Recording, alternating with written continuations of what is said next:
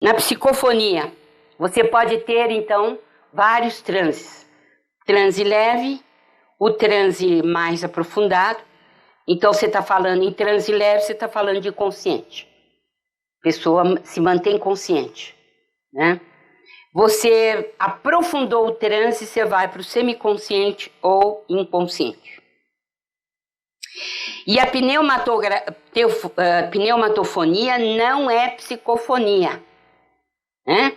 É o fenômeno, por exemplo, de efeito físico, em que os espíritos pegam uma corneta e começam a caminhar com essa corneta, né, pela sala de reuniões, falando. Isso é psicofonia. Pneumatofonia, desculpe. Então, a psicofonia é a utilização pelos espíritos do aparelho fonador do médium, né? É outra história. E a mediunidade de evidência, né? A que mais se adapta a esse nome é a visão em vigília. Por exemplo, quando o Chico Xavier teve o ataque cardíaco, né, teve o problema cardíaco, ele ficou em convalescença na casa dele e ele recebeu a visita de uma amiga que estava muito bem, muito bonita, iluminada, e que colocou a mão no seu coração e veio lhe trazer, né, fluidos de melhora, de cura. E ela falou assim, certamente você não está me conhecendo, né? Aí ela disse assim, eu vou falar uma palavra e você já vai me conhecer. Zozuzo. Aí Chico caiu no pranto, né? Porque era Valéria, uma das assistidas de Pedro Leopoldo, que estava entrevada numa cama e tinha dificuldade de expressar-se, de falar. E toda vez que Chico chegava para visitá-la aos sábados, na peregrinação, ele falava, vamos pensar em Jesus, né? E ficava repetindo, Jesus, Jesus, né? Mas como ela tinha essa dificuldade em virtude do AVC, do acidente vascular cerebral, ela falava Zozuzo, e ela não conseguia falar Jesus. Foi aí que Chico a reconheceu, né? Estava completamente recuperada e lhe trazendo auxílio. Essa é a visão direta, né? É a visão em estado de vigília. Mas existe também uma visão interna, né? Que é dos centros autônomos da visão profunda, que está no diencéfalo. E o espírito pode atuar diretamente sobre esses centros da visão profunda e você verificar paisagens, rostos, uma opção de coisas sem saber distinguir. Você não tem ideia do que seja, né? Aquilo parece vivo para você, no entanto não é a mesma visão do que nós estarmos aqui olhando uns para os outros, né? Existe também uma outra visão que não é a da vidência, por isso que eu estou fazendo o diagnóstico diferencial, né? Vocês estão vendo.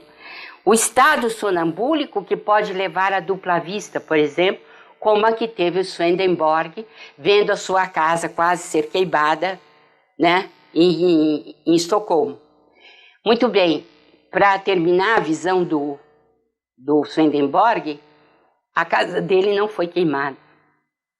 Quando chegou exatamente naquele limite, o fogo apagou. Então, a dupla vista do Swedenborg foi constatado que era verdadeiro, que ele tinha visto, né? Felizmente, não tinham queimado a casa dele, né? Bem, a mediunidade auditiva segue também a mesma rota da mediunidade de vidência. É a audição direta em estado de vigília.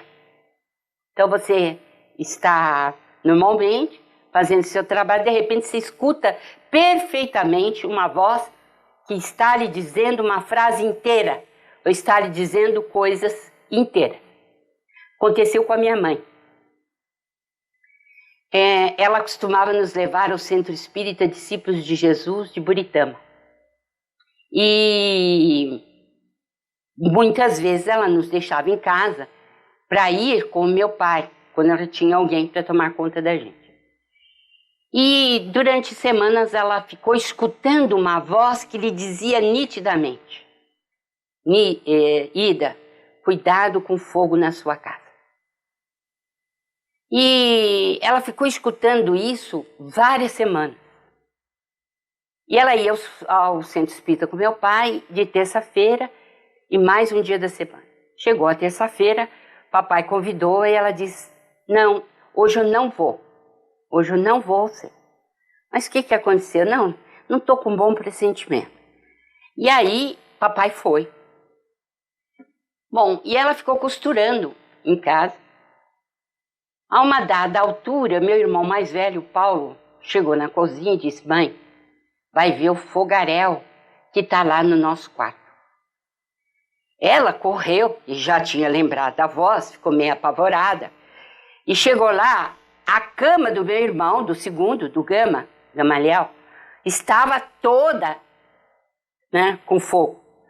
E o menino arrancou o menino depressa, porque ele tinha ido ver gibi com lamparina, porque não havia luz elétrica em casa.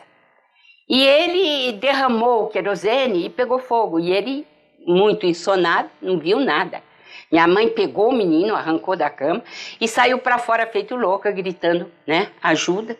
Vieram as pessoas, ajudaram a apagar o fogo. Mas o pior vocês não sabem, é que a 3 metros de distância daquele fogo tinha gasolina azul. Porque o médico não gostava de Buritama, que não tinha luz elétrica, e tinha um avião particular que ele pilotava. E ele, seu Pedrinho daqui, seu Pedrinho dali, meu pai, né? O senhor pode ficar com a gasolina e eu não posso deixar em qualquer lugar. E o papai mandou colocar num quartinho, único quartinho da casa, de despejo, e que não ficava distante do quarto dos meninos, né? Bem, o mais interessante de toda essa história é que a mamãe contava isso pra gente, a gente ficou, né, gravando aquilo, uma voz repetida, que repetia constantemente e tal. Aí ela foi na minha formatura, em 62, e quando esteve com o Chico, entregou uma torta de mamão, que é peculiar da minha família, família Rossi. E aí, no dia seguinte, ela falou: Chico, você gostou da torta? Aí ele falou assim: ah, dona Ida, mas a senhora comprou essa torta naquelas confeitarias chiques de São Paulo, que é uma verdadeira delícia. Falou: não, Chico, é uma torta da minha família. Aí ele vira assim e diz: ah, da vovó Zerbini? Ela está aqui, ela tem um caquinho de dente e tem um coquinho assim para trás, está dizendo que há alguns anos ela salvou sua família de um grande fogo em sua casa. Imaginam que é mediunidade, não? É isso aí. Então, a audição direta é você ouvir o som diretamente, né? A outra, a audição profunda, o espírito pode falar na cóclea, diretamente na cóclea. E você vai sentir de uma forma diferente. Vocês viram que na visão você vê diretamente, você pode ter a visão profunda? A mesma coisa aqui. O espírito pode acionar a cóclea diretamente. Você escuta, mas não é a voz comum. Não é impressionante? Mediunidade não é uma coisa simples como a gente pensa, meio complicada. Por isso que aquele tomo, Neurofisiologia da Mediunidade, vão esperando. É bem complicado. Para explicar tudo isso com uma teoria é muito complicado. E a experiência fora do corpo também, que você pode ver e ouvir, e não é mediunidade auditiva e não é mediunidade de vidência. Por quê? Você se desdobra, o espírito fica falando com você, você está ouvindo, você está vendo, mas não é isso a que eu estou me referindo aqui. Você tem que fazer o diagnóstico diferencial entre uma coisa e outra. Psicometria. Eu adoro isso aqui. Adoro. É a faculdade de perceber o lado oculto do ambiente e de ler impressões e lembranças ao contato de objetos e documentos. Lembram-se que eu disse que o perispírito busca a perfectibilidade do sentido? Lembram disso? Aqui é a perfectibilidade do tato. Cada um do que nos referimos aqui, a visão, a audição, agora é o tato, né? Então, se, por exemplo, um psicômetra bom, se ele pegar um azulejo, né? Um azulejo da época de Pompeia, se ele pegar na mão o azulejo, ele é capaz de descrever as casas de banho, quais os indivíduos que estavam lá, o que eles estavam falando, o que eles estavam comendo e qual a situação geral do ambiente que está. Não é impressionante? É, sim, é uma mediunidade impressionante. Então, é essa que, por exemplo, os delegados de polícia procuram pessoas com essa faculdade para descobrir assassinos. Né? Então, o que eles dão? Eles dão uma camisa, pertences da pessoa desaparecida, o psicômetra segura e começa a deslocar-se e verificar em que lugar está e, se possível, descobrir o assassino. E isso tem sido com bons resultados nos Estados Unidos. Né? Para psicometria, você tem que ser dissociação das forças anímicas. Por quê? Dissociar o tato, você tem que dissociar o tato. Tem que ir com aquela porção de ectoplasma até o local das vibrações, tudo é na base de vibração. As vibrações te levam para determinado lugar e você começa então com o ectoplasma que você levou, você começa a diferenciar o ambiente onde você está e o que está acontecendo.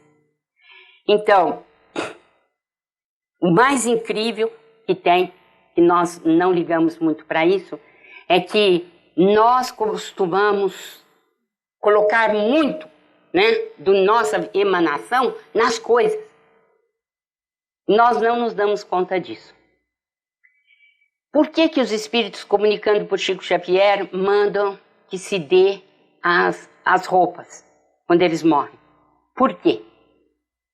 As roupas concentram maior quantidade de emanação nossa. E é um perigo. É aí que mora o perigo.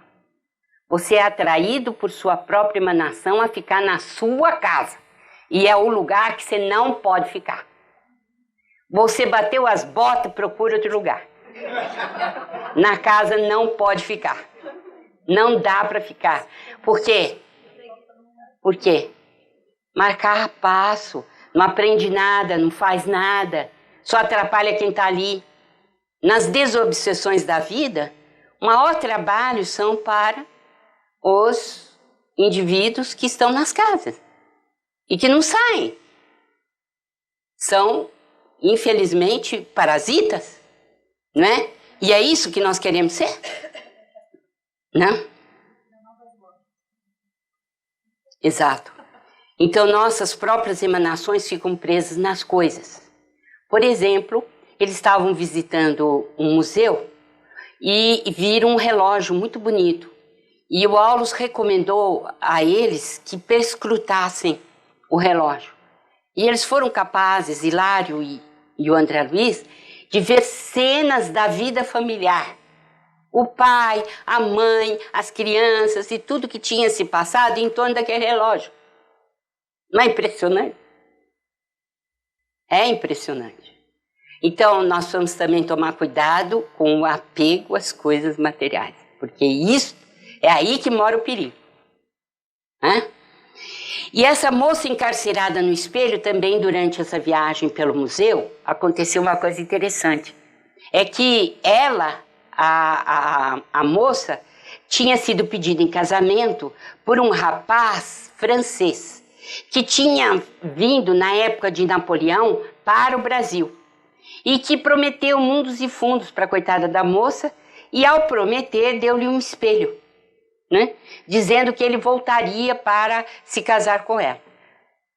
Claro, ninguém é de ninguém, né? Ficou para trás e nunca mais ele voltou. E acontece que ela ficou presa àquele juramento e ficou retida dentro desse espelho, que foi uma doação dele. E quando as pessoas se aproximavam do espelho, as que eram sensitivas começaram a ficar todas arrepiadas. Por quê? Porque sentiam a presença do espírito ali, né? Aí o André Luiz falou assim, mas coitada, ela vai ficar quantos anos mais, né? Na época de Napoleão, 200 e tantos anos já. Aí falou assim, como vai terminar isso, né? Aí o Alves falou assim, um dia, André, aquele moço que fez aquela promessa e que não cumpriu, encarnado novamente, ele vai passar por esse museu, vai se encantar por esse espelho e vai levar a moça para casa. E ela vai renascer como filha dele.